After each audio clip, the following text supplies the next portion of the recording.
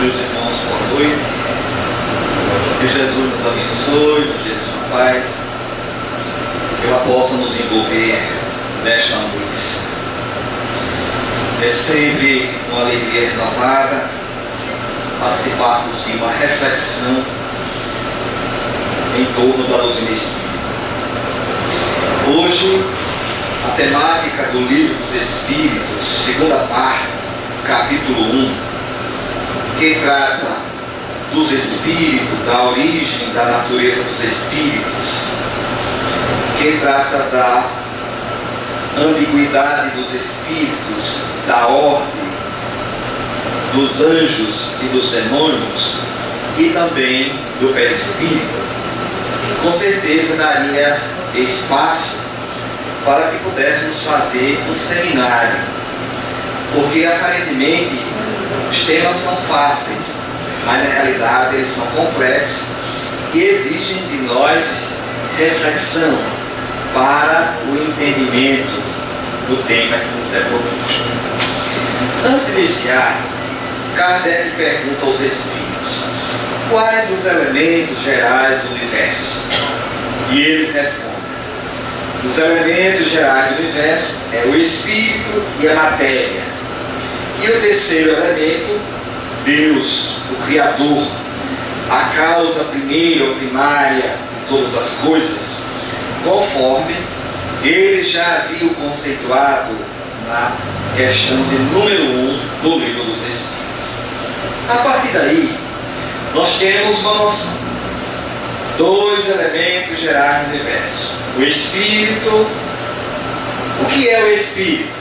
Aí vem a questão de número 76 do nosso tema da noite.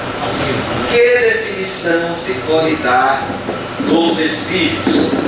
Qual o conceito que a gente pode fazer de Espírito? E eles responderam: o Espírito são seres, os Espíritos são seres inteligentes da criação, que povoam o mundo extracorpóreo, o mundo espírita ou espiritual. Porque o termo espírita foi criado por Allan Kardec. Nós temos aí a definição do que seria o espírito: seres inteligentes. Aí Kardec pergunta mais na frente: seria esse ser inteligente uma individualização do elemento espiritual? Porque nós temos dois elementos, espírito e matéria. Seria os espíritos uma individualização do princípio espiritual? E os espíritos dizem sim. Assim como o nosso corpo físico é uma individualização da matéria, corpo é uma individualização da matéria, o espírito é uma individualização do princípio espiritual, do elemento espírito. Nós sabemos que matéria não é somente aquilo que nós tocamos, que nós pegamos, não é somente aquilo que fere os nossos sentidos. Eles responderam a Kardec que a eletricidade, o fluido, o magnetismo é matéria. Aquilo que nós chamamos de matéria é energia condensada. E Albert Einstein, já na sua teoria da relatividade, já abordava essa questão, confirmando o que havia dito os espíritos já no ano de 1857. Então, os espíritos, os seres inteligentes, criados por Deus, que povoam o mundo espiritual. E Kardec pergunta: esse mundo é distinto, diferente do mundo material? Como é? Aí a gente tem aquela curiosidade, né? Para compreender como é esse mundo que escapa aos nossos sentidos mais grosseiros, às nossas percepções comuns, com exceção daqueles que são portadores da mediunidade, da faculdade mediúnica, que tem a capacidade de perceber, sentir, registrar a presença dos espíritos ou do mundo espiritual. Então eles vão dizer a Kardec que é um mundo à parte, que lá existem os seres que estão desvestidos da matéria. Por isso que nós muitas vezes não os percebemos. Eles nos inspiram, eles nos ajudam, ou também nos perturbam, nos inquietam, quando nós entramos em sintonia. Vivemos num mundo de ondas e vibrações. Os nossos pensamentos é como se fosse uma rádio, emitindo ondas.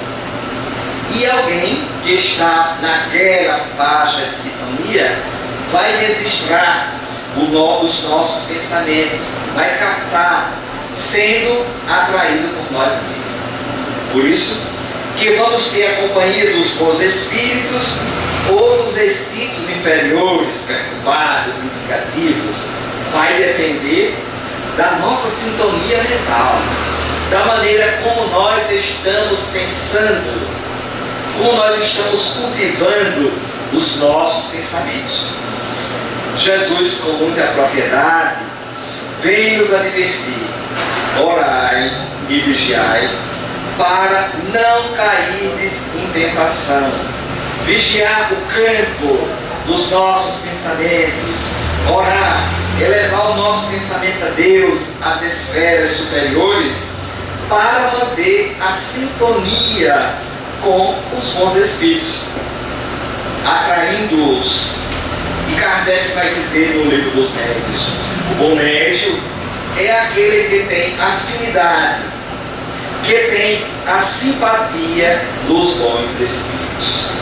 Então, a nossa reforma moral, a nossa reforma interior, ela é muito importante, porque ela se constitui como uma condição para que tenhamos sintonia com os espíritos nobres, com os espíritos bons, que querem nos ajudar e ajudar também aos outros.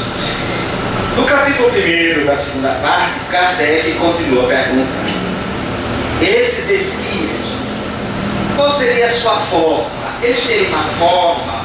Como é o espírito? Como é que ele pode entender? E eles vão dizer: poderia dizer que ele nos assemelha a uma centelha, a um clarão. Uma centelha, um clarão. Por isso que muitas vezes, nas figuras ou nas imagens que são criadas para representar a presença dos espíritos, muitas vezes surge uma estrela, né? Uma estrela luminosa, como se ali estivesse a presença de um ser espiritual. Aí Kardec pergunta: se esses espíritos têm essa forma, se eles se assemelham com uma centelha ou um clarão, eles estariam revestidos por algo? Existiria um corpo ou algo que o revestisse?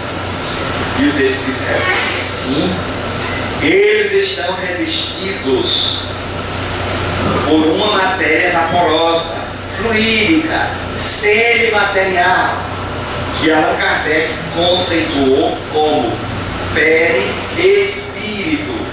Peri, em torno, em volta, espírito, matéria espiritual que reveste o espírito, que dá identidade aos espíritos. E os espíritos, como Emmanuel, André Luiz, vem me dizer que é nesse perispírito que está registrada toda a nossa trajetória evolutiva. Desde os primeiros momentos, é lá que se encontra registrado. E Allan Kardec pergunta: de que é formado, de que é constituído este perispírito, ou este corpo espiritual, que no decorrer das eras teve diversas denominações, chamado de Ka, Coxa, Elohim, corpo celeste, corpo espiritual, enfim, teve uma nomenclatura muito vasta.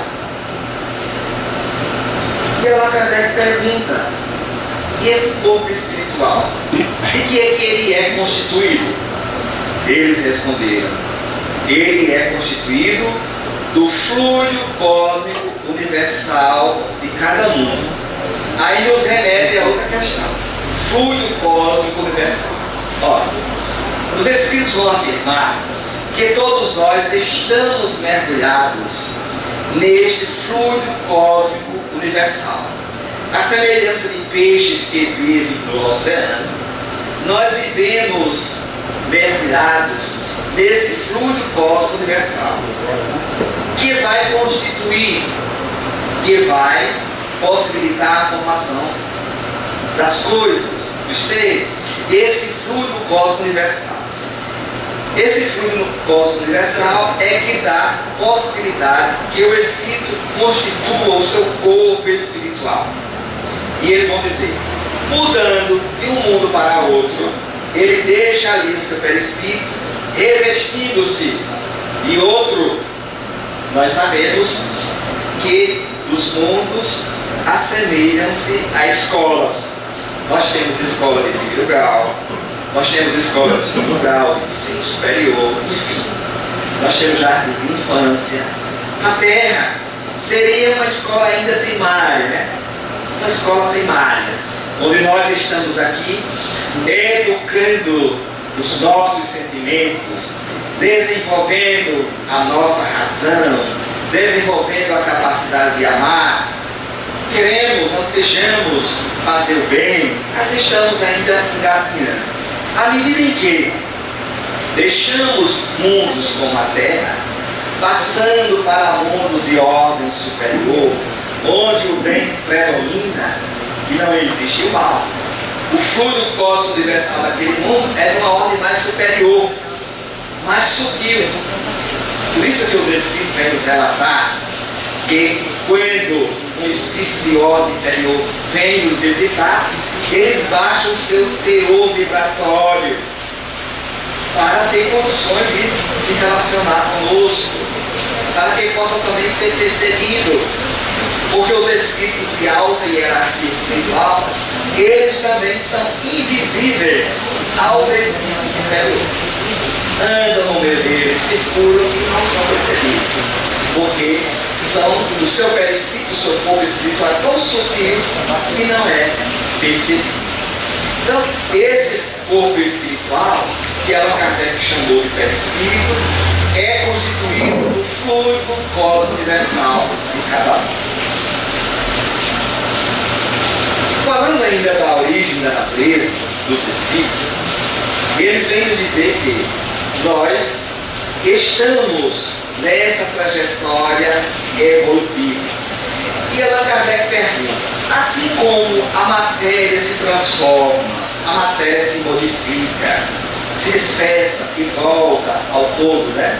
Porque nós sabemos que a matéria, ela se constitui, mas ela deixa de perde as suas propriedades e se dispersa de novo na natureza.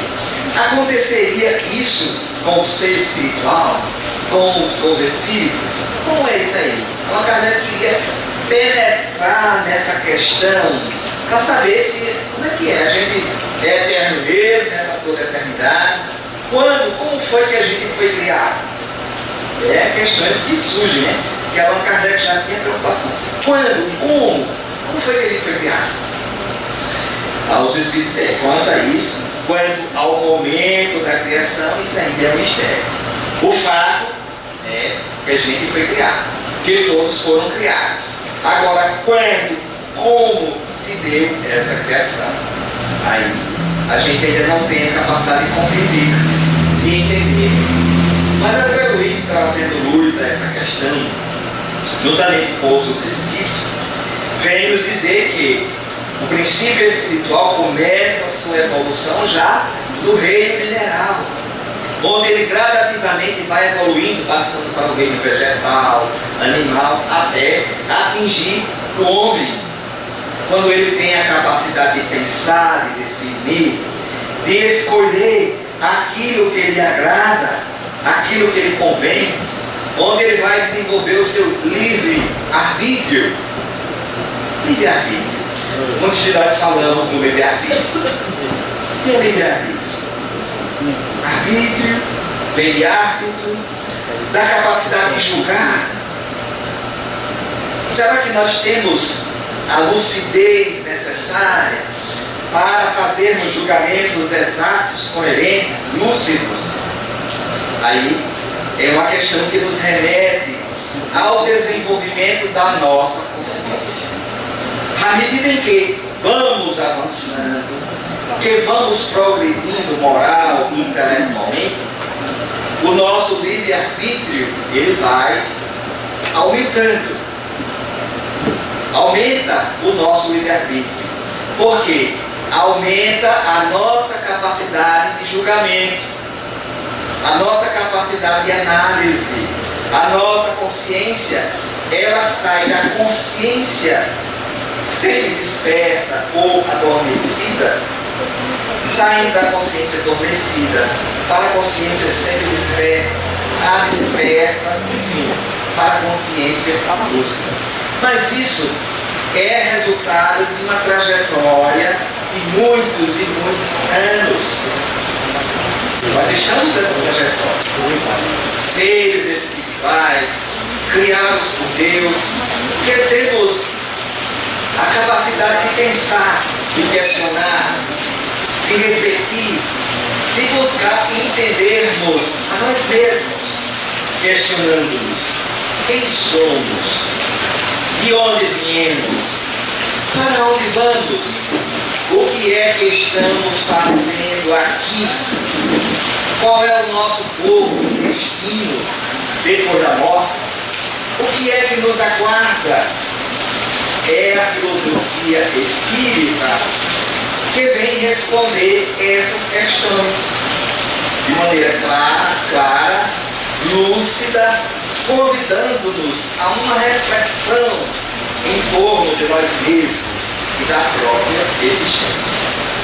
E à medida em que desenvolve a nossa consciência, vamos tendo lucidez para entender essas e outras questões. Aí Allan Kardec pergunta: os espíritos, tendo esse corpo espiritual, tendo esse perispírito, eles podem estar em vários lugares ao mesmo tempo? Forma e ambiguidade do espírito. Eles podem estar ao mesmo tempo em vários lugares? Isso é uma questão que nos remete à reflexão, porque nós observamos muitas vezes pessoas dizerem: o espírito fulano de tal, o espírito fulano de tal se comunicou simultaneamente em São Paulo, no Rio, Brasília, enfim. Estava havendo um evento, o espírito se comunicou. Estava havendo outro, o espírito se comunicou. Várias reuniões e lá está. Finalmente, onde é que estava o espírito? Aí eu jogo a pergunta para nós refletir. Será que teria o espírito essa capacidade de estar no mesmo lugar ao mesmo tempo, trazendo uma mensagem, trazendo uma comunicação, como se divulga constantemente? Aí os espíritos responderam: a semelhança de um sol que irradia e que aquece vários lugares ao mesmo tempo. O sol, o espírito, ele pode irradiar o seu pensamento, se fazendo registrado, marcando a sua presença em vários lugares ao mesmo tempo. Então não vamos nos preocupar. Na UNEC hoje tivemos uma mensagem do Dr. Bezerra de Menezes. Aí alguém diz: mas o Divaldo também recebeu a mensagem do Bezerra de Menezes no mesmo dia, na mesma hora. O Espírito, ele tem essa capacidade de irradiar o seu pensamento e se fazer presente em vários locais. Aqueles que já estudam a prática da mediunidade sabem que o perispírito tem um papel muito importante nas comunicações espíritas, porque através do perispírito que o médium percebe a presença, a influência dos espíritos. E nós sabemos que os espíritos elevados, evoluídos, eles têm espíritos intermediários que transmitem os seus pensamentos. Por exemplo, se o espírito do pilar do Dr. Bezerra de Menezes quiser transmitir uma mensagem, podendo estar em outro local, ele vai se ligar com o instrutor espiritual desta casa, ou um espírito que tem a capacidade de receber o seu pensamento e transmitir. Sendo assim, o médium no plano espiritual, recebendo o pensamento do espírito mais elevado e transmitindo ao médium, porque o médium muitas vezes não tem condições de receber a mensagem diretamente. É preciso que haja um intermediário, aquele que faz a ponte. E aí ele recebe a mensagem. Aí muita gente fica criticando. Ah, não foi doutor Bezerra de Menezes, não foi fulano e tal. Mas essa questão é o menos importante. O importante é o teor da mensagem. O conteúdo não é o nome que está assinado, mas sim o conteúdo. O que ela vem acrescentar, o que ela vem nos dizer, o que é que nós poderemos tirar de proveito daquela mensagem que ali foi assinalada. Essa deve ser a nossa preocupação. E Kardec já nos advertia que é preferível rejeitarmos 10 verdades do que aceitar uma mentira. Então toda mensagem que venha, seja de João, seja de Bezerra, ou seja de quem quer que for, nós temos que passá-la pelo crivo da análise, do bom senso, da reflexão. Não aceitarmos cegamente como se ela fosse uma verdade absoluta.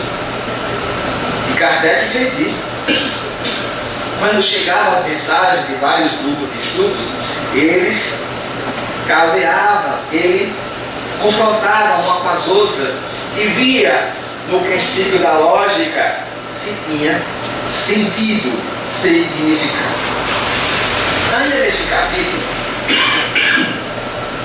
Kardec pergunta: os espíritos são maus porque eles foram criados maus, e os bons são bons porque foram criados bons? Ele queria entender, como é? Aí os espíritos dizem: não. Todos foram criados simples e ignorantes. Ignorante no sentido de não ter o conhecimento, porque ele tem que desenvolver essa potencialidade.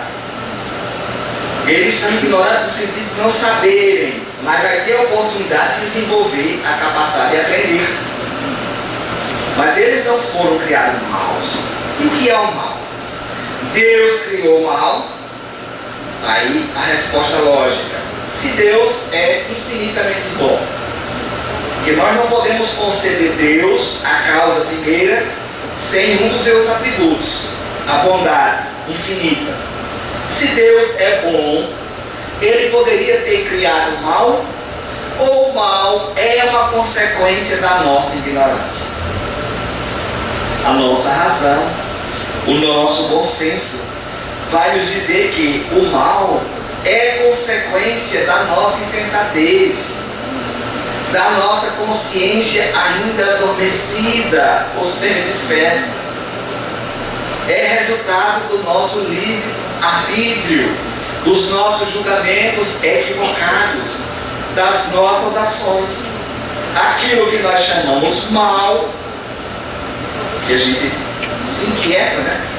Diante da presença do mal, que é natural, porque fomos criados para a felicidade, fomos criados para a luz, para o amor. O mal é consequência da nossa insensatez, nos advertindo que estamos equivocados, que temos que retornar à nossa rota principal, ao nosso objetivo principal, que é o bem, que é o nobre, que é o belo. Aí vem o Dr. Bezerra de Menezes dizer: o sofrimento é o caminho purificador das nossas almas. Por quê? através do sofrimento, diante da dor, nós tomamos os nossos inimigos que estão dentro de nós mesmos. E os Espíritos vão ser claros em dizer: o egoísmo, o orgulho, são os nossos principais inimigos. E nós, muitas vezes, equivocadamente, pensamos que os nossos inimigos é o outro, é o nosso vizinho, é o nosso companheiro, é uma ex-mulher, um ex-marido, é um ex-filho, é um ex-companheiro, enfim. A gente acha é alguém que participava conosco, que hoje não participa mais, que passou a discordar. Achamos que os nossos inimigos são os outros, e os inimigos somos nós mesmos. São as nossas imperfeições, o egoísmo, o orgulho, que nos tira a lucidez e não deixa nos perceber a nossa insensatez, não nos deixa perceber o quanto estamos sendo insensatos, acreditando que o outro é o nosso inimigo. O outro é alguém que está equivocado momentaneamente. O problema é dele. Se ele se equivocou, o problema é dele. Se nós nos equivocamos, o problema é nosso. Não vamos resolver o problema do outro. Cada um tem que resolver o seu.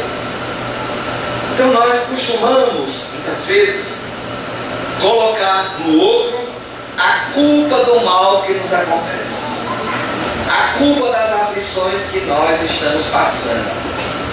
Seria um ponto para a gente chamar para reflexão. Será que nós não estamos sofrendo devido ao nosso orgulho? Devido ao nosso egoísmo? Será que não é ele que está provocando esse sofrimento? Aí é uma questão que é pessoal, individual, que cada um pode responder a si mesmo. Se esse sofrimento não está sendo provocado por nós mesmos, por não ter a capacidade de ver novos horizontes, de termos outras percepções, aí Jesus vem com muita sabedoria. Amai os vossos inimigos, fazei o bem àqueles que vos perseguem, orai por aqueles que vos perseguem, vos caluniam. Ah, Jesus, uma mensagem cristã, nos convidando à sensatez, orar por aquele que não nos compreende, por aqueles que querem nos fazer o mal, porque são infelizes, são criaturas infelizes que estão perturbadas, necessitadas de orientação. Se nós já conseguimos perceber, se nós já vislumbramos isso, já conseguimos entender que só o bem é necessário, por que nos prendermos ao mal? Aquilo que nós chamamos de mal. Quando a gente não atende o convite da reflexão, da reforma íntima, parece que o sofrimento pesa mais, né? Às vezes é pequeno e a gente torna maior do que ele realmente é. A gente deixa ele parecer que ele é muito maior. E muitas vezes não percebemos que outras criaturas têm problemas muito maiores, dificuldades muito maiores do que as nossas. E no nosso egoísmo, na nossa insensatez, achamos que somos o centro do universo e que tudo gira ao nosso redor e que o nosso problema é maior do que todo mundo. Aí Jesus vem dizer: bem-aventurados os simples, bem-aventurados os mansos, bem-aventurados os pacificadores. É um convite. É nessas questões que a gente deve refletir no nosso dia a dia, na essência do Evangelho, na essência da moral cristã que Jesus veio nos trazer e que os Espíritos resgatam de volta, nos dizendo o que é que nós temos que fazer. Só que nós preferimos muitas vezes nos perder em reflexões profundas, viajarmos em pensamentos, numa busca de uma verdade que não sabemos qual é, e muitas vezes esquecemos de fazer o dever de casa. E quando o dever de casa não é feito, né, nós sabemos o que acontece. Geralmente o aluno é reprovado, vai recomeçar de novo, vai refazer a sua atividade. Aí Allan Kardec pergunta: me diga uma coisa, os espíritos que são chamados de anjos, de serafins, são seres criados perfeitos? Como é? E a gente sempre ouviu falar, né? Nas figuras dos anjos. O anjo Gabriel apresentou-se a Maria. Maria, tu serás mãe. Está lá no relato bíblico, né? Tu serás mãe. Maria aceitou aquela tarefa. É um anjo. O que é um anjo? É um espírito que foi criado eternamente bom. Aí existe a teoria, né, dos anjos decaídos, né? Aqueles que se rebelaram contra Deus, que hoje estão aí na figura do Satanás, do demônio. Allan Kardec pergunta: os anjos foram criados perfeitos? Os espíritos não. Todos, sem exceção, foram criados simples e ignorantes, fazendo a trajetória do progresso espiritual. Aqueles que hoje se encontram nessa classificação são espíritos que já progrediram, que já evoluíram e hoje estão neste patamar. E nós um dia chegaremos lá. Aí alguém diz: eu também serei anjo? Sim, um dia. Não sabemos quando, mas um dia sim. Estamos destinados. Existe até uma canção, né? Um dia todos nós seremos anjos. Aí tem umas pessoas críticas, né? Fica duvidando, isso é tolice. Mas um dia todos nós seremos anjos. Por quê? Porque Deus dá oportunidades. Nós teremos quantas oportunidades, quantas necessárias para chegarmos a esse patamar. Aí Allan Kardec pergunta: existiria uma ordem, uma hierarquia nesses espíritos, no mundo dos espíritos? Como é? Existe uma ordem, primeira, segunda, terceira, quinta ordem? Como é esse negócio? Allan Kardec perguntou, né, em outras palavras, eu estou simplificando para a nossa reflexão. Ele, que era um professor, né, era um homem, né, muito didático, e era uma celebridade, né, cultural. É claro que ele perguntou em termos que fosse entendido de ordem universalmente. Como é que se dá essa ordem, essa hierarquia no plano espiritual? E os espíritos podem responder mais ou menos assim: podemos afirmar que existem mais ou menos 3 ordens. Primeira ordem: os espíritos puros, aqueles que já atingiram o patamar de evolução. Segunda ordem: os espíritos medianos, aqueles que são os sábios, os bons, que já têm tendência ao bem, estariam nessa faixa, nessa segunda ordem. E a terceira ordem, que é a base, estariam os espíritos ainda ignorantes, brutos, frívolos, perturbadores, vingativos, que é a maioria de nós. Estamos na base. Aí ele pergunta: existiria assim uma coisa delimitada? Aí Kardec vai até fazer um comentário, né, esclarecendo essa resposta dos espíritos, dizendo que em cada ordem existe uma classificação. Por exemplo, na ordem dos espíritos bons, às vezes ele tem tendência ao bem, mas não é sábio. Às vezes ele é sábio, tem sabedoria, tem conhecimento, mas ainda não desenvolveu completamente a capacidade de ser bom. Então, elas estão interligadas, né? Pode estar numa faixa para outra. Enfim, nós vamos lentamente conquistando o que Emmanuel chama de as 2 asas do progresso: a do conhecimento, que é importante e é fundamental, e da sabedoria, do amor, que também não deixa de ser. Uma das asas, faltando, nos deixa capenga. Porque como é que a gente vai alçar voo apenas com uma asa? Então o espírito pode ter uma vasta cultura, mas não ter conhecimento do bem. Não ter o conhecimento, está faltando outra asa. Ele tem que conquistar. E isso se dá através das múltiplas reencarnações, das múltiplas experiências, até ele poder atingir a esse nível de espírito bom, de espírito puro, a qualidade de anjo, que todos nós estamos destinados. Agora nós sabemos que a jornada é longa, né? A jornada é longa. Nós, como espíritos, já existimos há muito tempo. Não estamos aqui na Terra por primeira vez. A nossa experiência não é a primeira. Já tivemos outras tantas e teremos outras tantas quantas forem necessárias. E Emmanuel vem nos dizer: espírito puro que pisou na Terra, somente Jesus. Jesus foi o único espírito puro que pisou sobre a face da terra. Os outros, Moisés, Abraão, Jacó, Isaac, os profetas, Chico Xavier, Paulo Franco, enfim, outros e mais outros, ainda são espíritos em evolução. E ainda tem que chegar àquele patamar de espírito puro que era Jesus. Porque antes da terra existir, ele já era. Ele já existia.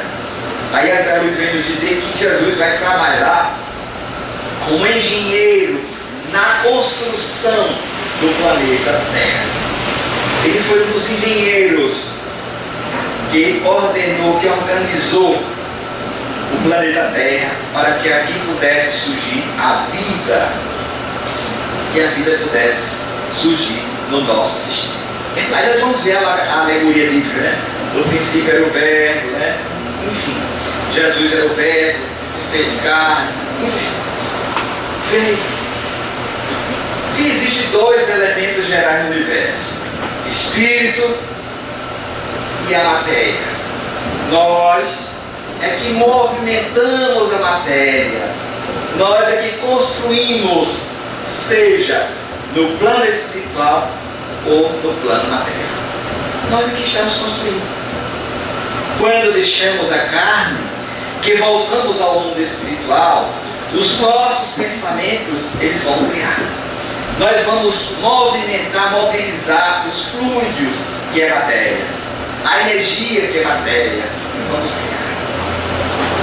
Então, para que possamos concluir, aqueles que desejarem compreender o mundo dos espíritos, eu aconselho a leitura da série André Luiz, as obras de André Luiz, que é em torno de 16 obras, começando no livro clássico, né, Nosso Lar, que mostra a chegada, né, do médico lá no plano espiritual, o seu sofrimento, enfim, a sua percepção, mas também o seu encontro consigo mesmo. E nós vamos observar que nessas obras André Luiz vai tratar do plano espiritual, da relação dos espíritos com os homens, e a gente vai abrir a nossa mente para essa compreensão. Que Jesus nos abençoe, nos ilumine, e dá mais a todos.